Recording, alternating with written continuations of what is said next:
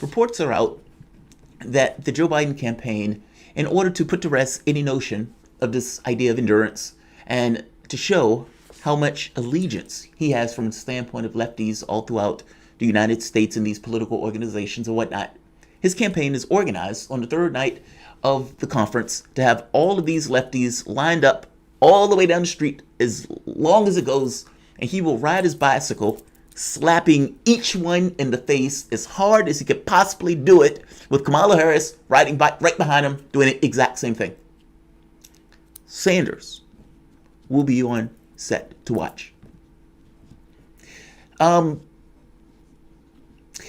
of them, by the way, would still vote for Joe Biden after that. Now, there are a parade of lefties on Twitter that are very angry and that are very cross and have all sorts of bad words to say about the Democratic National Convention, Committee's convention, with AOC getting her 60 seconds, an entire 60 seconds, not 59, 60. And with not just one Republican who basically made the point that, I know a lot of you guys are worried that Joe Biden is going to move to the left. I don't believe that. I don't believe that either, John Kasich. So yeah, we're both of like mind on that. And you had a lot of other lefties that would point to and say, wait a minute, you've given 3 additional Republicans a spot on your stage. And in giving 3 additional Republicans a spot in their virtual committee, whatnot, you have AOC that the majority of the Democratic Party said they wanted to hear from more than any of the other people. You give her 1 minute. Give her 1 minute. You will accept our apathy and be happy about it, because the monsters are in the other party, and your own issues of morality and ethics give you a certain perspective of the world that would have you support us regardless of what we do, and to continue and perpetrate or perpetuate a system that has all of these people without a house, all of these people without health care, all of these people who are basically going to be put into dire straits because of, well, the climate change thing is more of a environmental thing, but I'm making the point that the perspective that lefties take, that blue no matter who, that regardless, that you can't have any level of accountability in the context of the Democratic Party, that you must vote for whatever random Democrat that they put up, regardless of what the Democrat is going to do, just to keep the Republicans out, that perspective of the world perpetuates the world that you currently have. And if there's any real intervention into that, you have to deal with that Chinese finger trap, that basically the noose that you draw around your neck of the blue no matter who. Don't cry to me. I am not the person to cry to about this stuff. From my standpoint, we perpetuate our reality on the left. The lefties who would go out there, who would advocate for Joe Biden, who would push for Joe Biden, and by the same token, despite doing all of that, will get nothing in return for that. One of the saddest things that I saw at this race had to be Sanders and his speech. Because Sanders' speech talked about policy, and it was Bernie Sanders.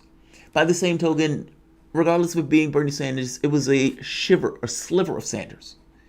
Several things became obvious all at once. A, you realize that the things that Sanders were pushing for, if he was running, he would be running in order to get something accomplished.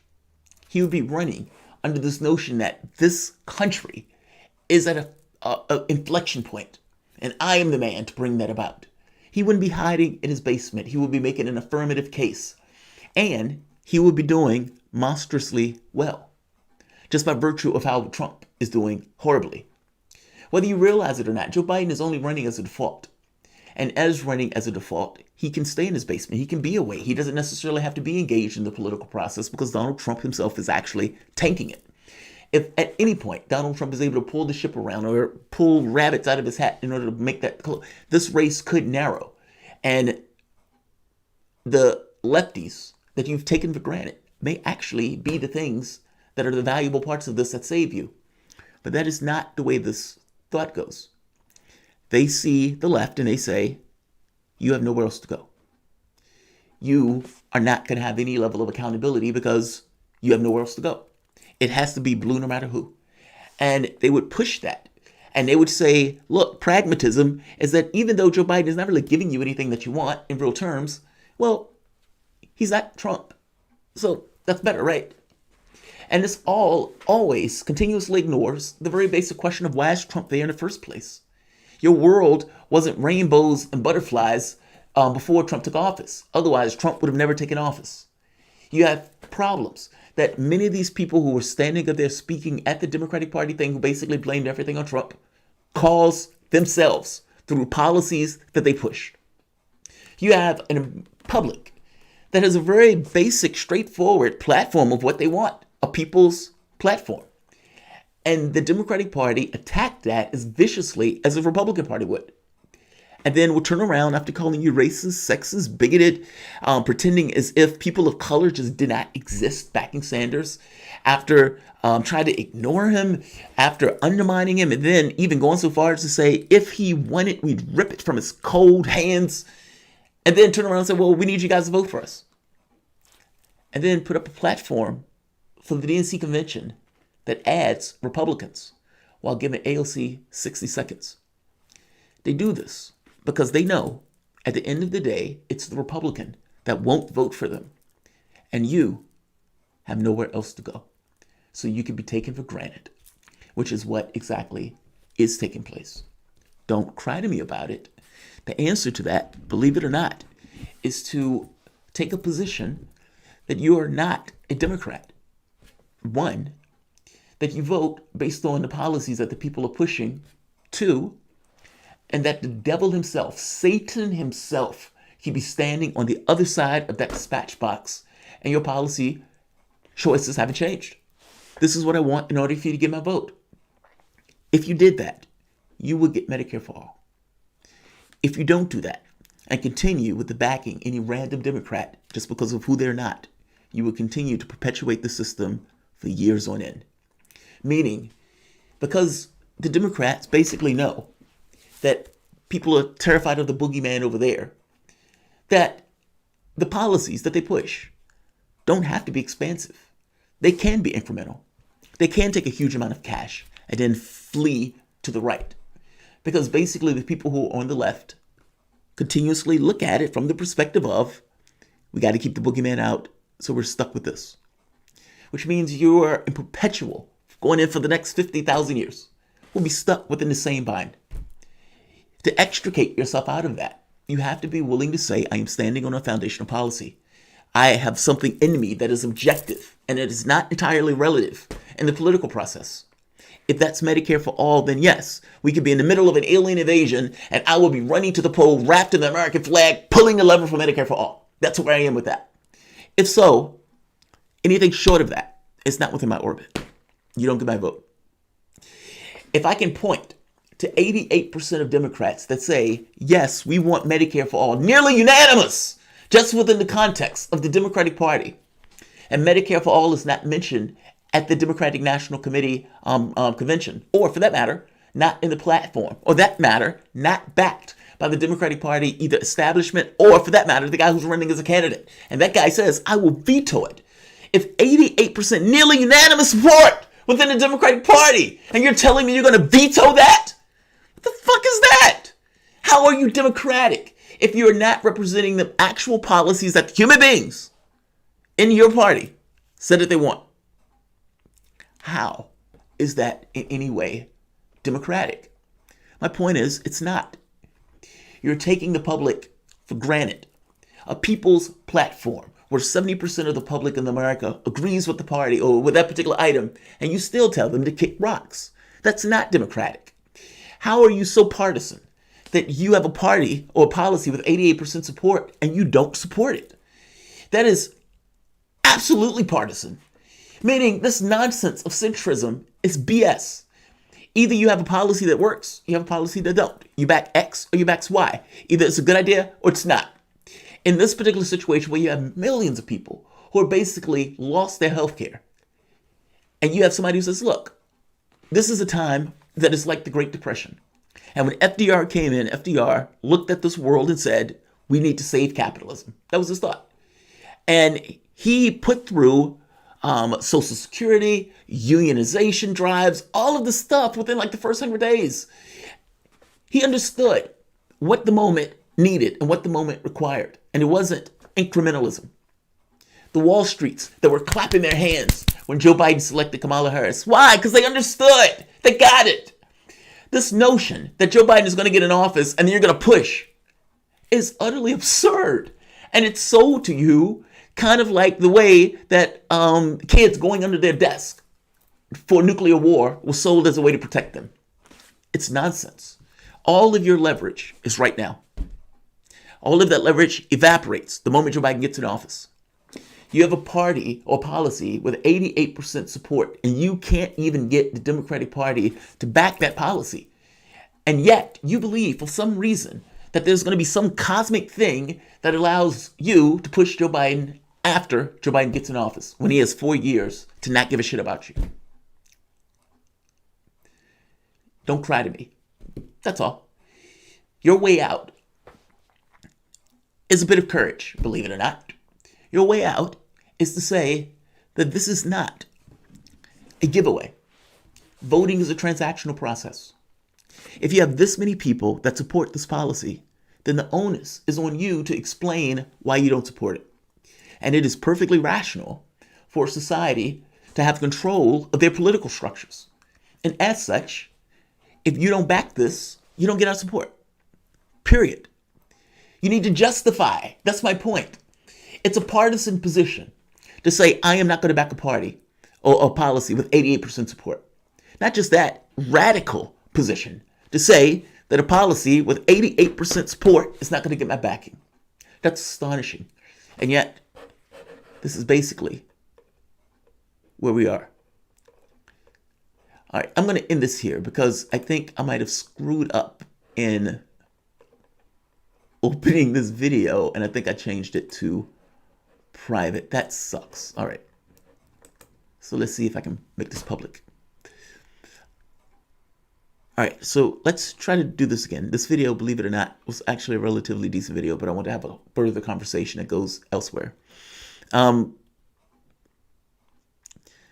my only basic point is this. If you are on the left, if you're black, if you're a progressive, if you are, white, Hispanic, and not necessarily say on the up and up in regards to salaries and whatnot, meaning you are on the lower end of the economic scale, and you engage the Democratic Party because you feel like I have no way out, and you feel like I have to vote for this particular person even though I don't like this particular person. Ask yourself the secondary question. Should your politics be that way? Should you really be under the thumb of a political party as opposed to that political party being the vehicle for your will and your want? You basically, every time you get bent into this form where you would say, yes, I'll accept this guy even though this particular person is not representing my interests in regard to the policies and everything else that's putting out there. The position, honestly, if you really want to change that dynamic, and if you want to change how your politics flows, how your politics operates in regards to the way your parties cow you and get you into this docile position of you have nowhere else to go, and would do so in brazen ways, such as AOC getting 60 seconds, 3 Republicans being on a slate. If you want to stop that, extricate yourself from the party. Period. Anything else, nothing else works. Anything else backs up and support a party that in no way backs up and support you, and again, was willing to tank it all and rip it out of Sanders' hands, which everybody understood that they would lose after that. But they were willing to do that in order to stop Sanders and your ideas to come into fruition. Until a large number of people, by the millions, extricate themselves from the party and say, I don't care if Satan himself is running in that other dispatch box. These are the things that we believe in. And you accept it or not. Meaning, if you lose, you're losing because you're taking radically partisan positions. If what we're calling for are things that get 88% support from the standpoint of the Democratic Party, 70% support, or a majority of support. And all of these things are not just agendas that the Democratic Party typically agrees with, but the rest of the world or the rest of the public agrees with. Then you need to justify not accepting these positions in a party that calls itself democratic. I'm making the point that right now, that's the opposite. Right now, they argue that you are supposed to support Joe Biden just because he's Joe Biden, as opposed to Joe Biden actively going and getting your votes. And the slap in the face that I think you need to understand is that the votes that they're actively going to get are Republicans. They assume you're already captured. They assume you're too terrified to do anything else. They assume you have nowhere else to go. That's been the rule for the past 40 years. And the same logic is in place. In fact, the same logic of it gets that much more emboldened with a Donald Trump or Tom Cotton or Ted Cruz, where they can even put up Hillary Clinton again and say, hey, you have nowhere else to go. If you want to change that dynamic, it starts there. It's not so much that I'm saying it's without consequence.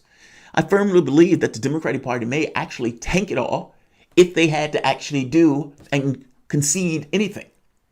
Meaning the fact that 88% support Medicare for all, the fact that the overwhelming majority of the public support free college and education, the fact that a Green New Deal or jobs program at a time where we are literally in multiple crises beyond the scale of the Great Depression.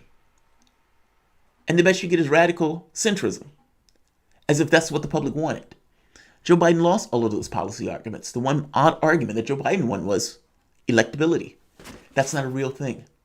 And the kick in the teeth is that if Bernie Sanders was running right now, he would be doing just as well, if not better, than Joe Biden.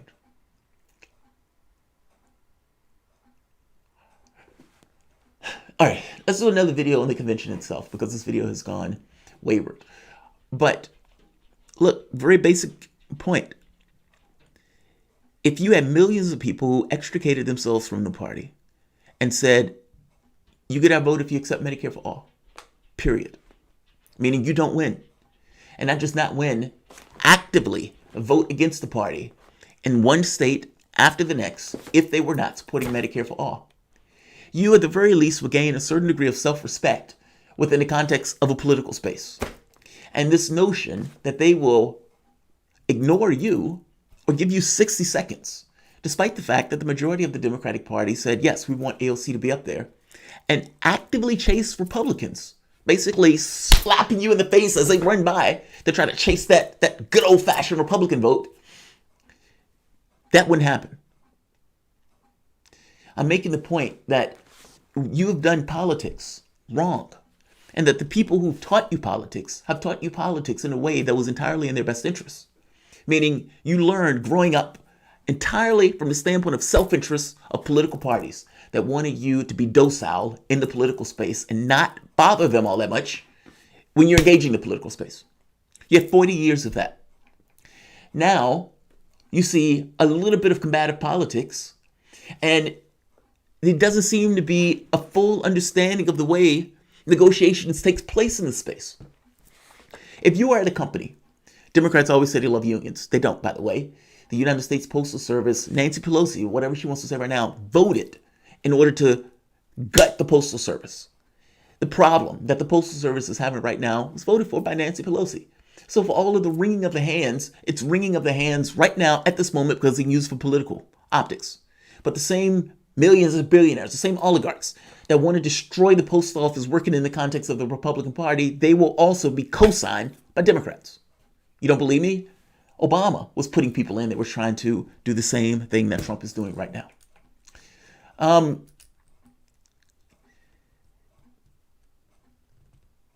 I understand that there are consequences. And look, it is very possible and likely that in saying and making that argument of, no, look, you get our vote if you represent our interests. The public agrees with us in spades. So you need to justify to us, the public, on why you are not pushing for this agenda. Maybe not everything, fair enough, but you need to justify that if you're going to call yourself a Democratic Party and a representative government, because it doesn't seem that you're representing us if you're not representing the things that the overwhelming majority of us back. That's the argument that needs to be made. And that argument needs to be made by the, let's say, the opposition within the context of the opposition. Meaning, if you are part of a union and you're working at a company and something is taking place at that company that is burdensome to you as employees, you, as an individual employee, don't necessarily stand much of a chance of dealing with the power and the weight of that particular company. Meaning you're working with them one-on-one, you're going to get crushed. The point of the union is that at the very least you have some level of leverage that you can push back on the policies that the companies push, where it's not just one entire edifice of a company versus one individual. It's actually the group of workers that makes the profits of the company possible, sounding off with one voice. When it gets to the point that that company is doing something that is too burdensome, too onerous, too exploitive, they walk.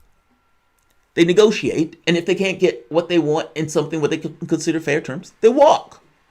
They walk, understanding that they're not going to get their salaries. They're not going to get the money that they would typically get. But they do it because they have an understanding of self-worth, A, but also that they're being exploited. And the very act that they're being exploited needs to be pushed back against. It's unfair.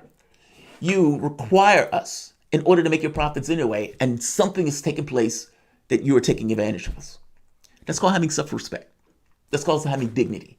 At some point, the capacity to walk has to be part of it for there to be any level of accountability in the process, whether that's with workers or whether that's with political parties. And for whatever reason, that seems to be something that people have forgotten. My basic point is that if the left wants to be stopped taking advantage of, then stop being taken advantage of. I don't say that lightly. I'm saying that if you get numbers, you will be able to push the political space. And all it takes for you to get numbers is to have a little bit more courage in your politics. If the Democratic Party, really, honestly, if 15 million people left that party, and those 15 million people said, look, you get our vote if you back Medicare for all. I don't think that's enough, but fair enough. I understand it bleeds off the number of people. You don't get our vote if you don't support Medicare for all. And Joe Biden says, fine, we'll lose. And they lose. And they turn around and say those lefties are responsible because, they were pushing for Medicare for all. And those lefties say 88% of Democrats backed Medicare for all. The Democratic Party decided that despite their terms that Donald Trump is an apocalypse, they weren't willing to back a policy that 88% support. They need to justify that. And if they want to make that argument that it's lefties' fault because the lefties were backing a policy that the overwhelming majority of Americans supported, that they didn't, let them make that argument. I don't care. At the end of the day, what you end up with is a certain amount of political clout and a political leverage where they understand that their ability to win has now been challenged. It's not that I love that. In the same way, I'm pretty sure that no union likes to be able to have to walk out. I'm saying it's necessary in the same way that those particular tactics are necessary when you're dealing with a business. The Democratic Party is just a corporation. And at this point, they're just enriching themselves as they go about this stuff. And any notion of an ideology from the standpoint of the left has long gone and walked, despite those lefties still hanging around, being conned by the language. Our politics needs something else. And this nonsense isn't working. And for as long as people believe that the only way to engage the political space is by voting for a political party, you will lose out. It's a scam. They've taught you wrong. And I am making the point that how we do this needs to fundamentally change. Stop considering yourself one of these political parties and start functioning under this notion of, what do I want to see in the world? And this is what I want for you to get my vote. Voting is a transactional process. I have a vote. You have things that you need to do in order to do it. And focus on yourself as almost a business person paying attention to a client, not the other way around as if they're doing you a favor. I'm saying we need to look at our political instrument fundamentally differently. And the fear and the cowardice itself, in and of itself, is the reason why they would have AOC with 60 seconds and give all these Republicans all of this time. They already got you, so they don't need to work for you. You have nowhere else to go. Blue no matter who. What else do you need for me to tell you? Yes, we're going to do this other stuff, but Republicans are horrible, so just remember that. And they proceed on their way. And the country moves further and further and further to the right. I'll leave it here. I wanted to do a video on the convention, but I kind of screwed up when I first started. So I am going to say like, share, and subscribe. And let's see, Cat Purple, Jimmy Dore literally predicted all of this for the last 4 years and has been arguing that you should push him on the show in the morning.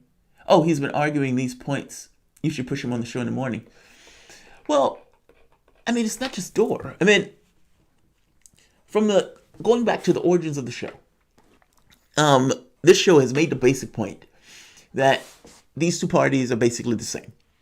That there's a gradient of difference between them, but it's somewhat of a con. Both are corporate capture. Their point of view of the world is fundamentally the same. And because that point of view of the world, and again, I'm saying they're gradients, but because those point of views are so similar that you end up fighting over these narrow issues, whereas the larger issues almost are just off the table in regards to debate. And both have a point of view that basically believes in markets, does not necessarily buy into lefty policy of either things like a Green New Deal or things like Medicare for All, because those things directly challenge the profits of the people who pay them, meaning a structure has already been put into place in which they get a lot of cash from people giving them money in order to prop up a political system that gives certain people advantages and not others. And as time goes on, to make gains on those grounds. So one generation doesn't entirely see everything that is taking place because these things are taking place in kind of slow motion. And the people who pay attention to politics become less and less in general because of the amount of time that they have to spend just living. Under that model, it is a rational act to take cash and whatnot, put it into a political campaign where 90% of the time, the side with the most cash is going to win, and say, this is the best that we can do. We can do incrementalist stuff. We can't do stuff that will adversely affect the people who are giving us this, but we can work around the edges. And our argument is, this is the best that can be done. And these lefties are being purists because they want to get X or Y fixed. Look, the point is, does a policy work or not? And how do we deal with a particular problem? And if there are 30 million people that are unemployed or 30 million people that don't have their health care, I'm going to say, look, we need to ensure that everybody has health care, Medicare for all, gets it, 88% of the public supports it. Let's do it. And if you're standing in my way, I have to ask why. Telling me that you want to do this and that I'm taking a purist position, I'm making the argument that if the overwhelming majority of the public agrees with me, then you are taking a purist position. Radical centrism is a position. It's not left and right nonsense. It's just a position. And that position is guarded against others. In this very specific case, my policy that I push for this is the overwhelming favorite by the country itself. And you're telling me, no, you're standing in my way. And yet you're supposed to be representing my interests. If you want to come get my vote, back my policy. That's politics. And be willing for the Democratic Party to lose and not consider yourself a Democrat. Your point is that ultimately you want this stuff to get fixed. You want this stuff to change. And the model has to be broken if anything is going to change. I'll leave this here. Like, share, and of course, subscribe.